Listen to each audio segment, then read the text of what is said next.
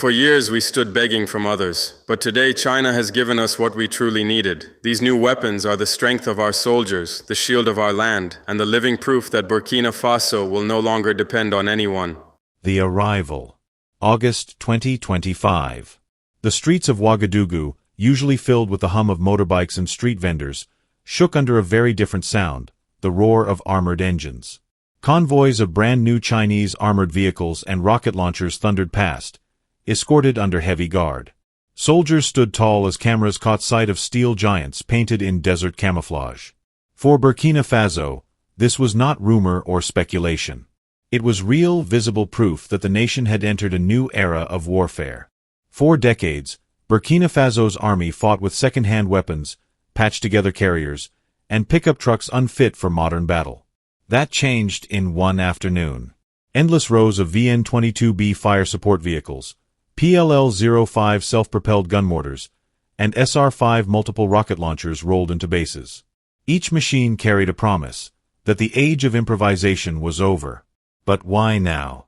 Why did a country once tied to Paris and Washington suddenly turn eastward? And what does this transformation mean not only for Burkina Faso, but for the entire African continent? The new arsenal.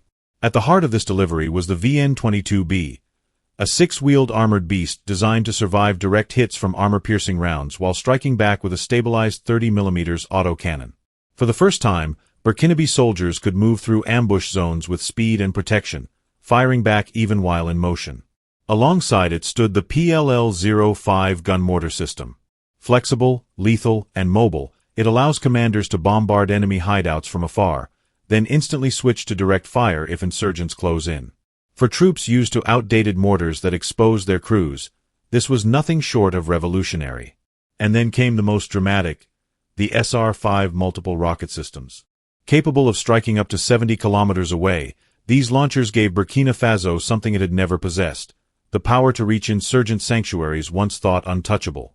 Overnight, militants who found safety in remote hideouts now faced the threat of precision-guided rockets raining down from the sky. The context of desperation. This was not about prestige or parades. It was survival. For nearly a decade, Burkina Faso's countryside has burned. Villages torched. Millions displaced. Soldiers sent to fight with weapons older than themselves. Insurgents on motorbikes swept into towns, struck convoys, and vanished into the bush before help could arrive. By 2024, the crisis had reached breaking point. Almost 2 million people had fled their homes. Morale in the army collapsed. Every soldier knew they were being sent to fight impossible battles. For them, these Chinese weapons were more than machines. They were lifelines. The VN-22BS meant convoys could no longer be easy prey. The PLL-05S meant insurgents could not hide in mud compounds and forests with impunity. The SR-5S meant rural sanctuaries were no longer beyond reach. Each weapon answered a weakness that had haunted Burkina Faso for years. Why China? Why now? The bigger question is not what arrived, but who delivered it. For decades, France wrote Burkina Faso's security story. French advisors, French trainers, French air support. But when insurgencies spread, French troops failed to contain them. Public anger boiled over. By 2022, mass protests filled Ouagadougou's streets. French forces were expelled, and with them, the guarantees of protection. The United States, expected by many to step in, hesitated. Its aid came with conditions: governance reforms, oversight committees, endless paperwork. But in a war where villages fell weakly, delays were deadly. Into that vacuum stepped China. Not with rhetoric, not with conditions, but with convoys of steel. No lectures about democracy. No political strings attached. Weapons delivered fast, in volume, with financing structured for a country at war. For Captain Ibrahim Traoré's government, this was not dependency.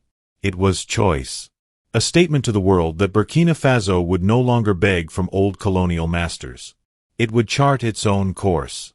The economics of firepower. But how does one of the poorest countries in the world pay for such advanced systems? The answer lies in Beijing's model: flexibility. Unlike Western suppliers demanding cash up front, China offers concessional loans, deferred payments, even barter deals tied to natural resources. Burkina Faso is rich in gold. Analysts believe future exports may have been pledged as collateral. In essence, the government traded tomorrow's resources for today's survival. Critics call it mortgaging the future. Supporters call it the only way forward. For China, this is no act of charity. It is strategy. By embedding its weapons across African armies, Beijing binds them to Chinese training, parts, and supply chains. Once an army is equipped with Chinese systems, switching suppliers becomes nearly impossible. This is not just an arms deal. It is long-term influence. The regional earthquake. The impact of this delivery ripples beyond Burkina Faso. Mali has embraced Russian contractors. Niger is courting Turkish drones. And now Burkina Faso, with its Chinese arsenal, joins this post-Western bloc of Sahel states. Together, they are rewriting the security map of Africa. For France, the humiliation is sharp. Once the uncontested power in the Sahel, it now watches its former allies turn to Moscow, Ankara, and Beijing. For the United States, it is a reminder that hesitation has costs. And for China, it is proof that arms, as much as roads and railways, can anchor its presence on the continent. The risks ahead. Yet firepower alone will not win this war. Rockets cannot rebuild trust with displaced villagers. Autocannons cannot solve poverty. New tanks cannot replace lost faith in government institutions. There is also the risk of dependency. If repayment relies on gold exports, economic shocks could hand Beijing enormous leverage. If training falters, advanced systems could become trophies instead of tools. And if insurgents adapt, they may still find ways to bleed the state slowly. Still, for Burkina Faso, the calculus is simple. Survival today outweighs hypothetical risks tomorrow. The choice was stark: arm now or risk collapse. And that is why the convoys that rolled through Ouagadougou carried more than firepower. They carried a message. A message that Africa is no longer content to wait for Western powers to decide its fate. A message that nations can choose their partners, and that the age of Western monopoly in the Sahel is over. The sight of Chinese rocket systems lined up under the harsh Sahel sun was more than a military display. It was a declaration of intent. For decades, the region has been caught in a cycle of dependence, relying on external actors for aid, defense, and direction. Today, however, a new narrative is emerging. Burkina Faso, once seen as a pawn on the global chessboard, is stepping forward to write its own rules. This was not simply about weapons or technology. It was about sovereignty. It was about a nation refusing to be defined by colonial legacies or dictated to by distant capitals. It was about reclaiming agency in a world that has long treated Africa as a resource to be extracted, rather than a voice to be respected. For the people watching those convoys, the message was clear.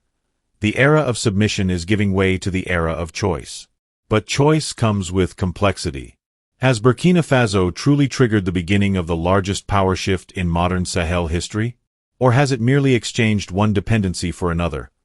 Moving from Paris to Beijing, from one form of influence to a new, subtler one?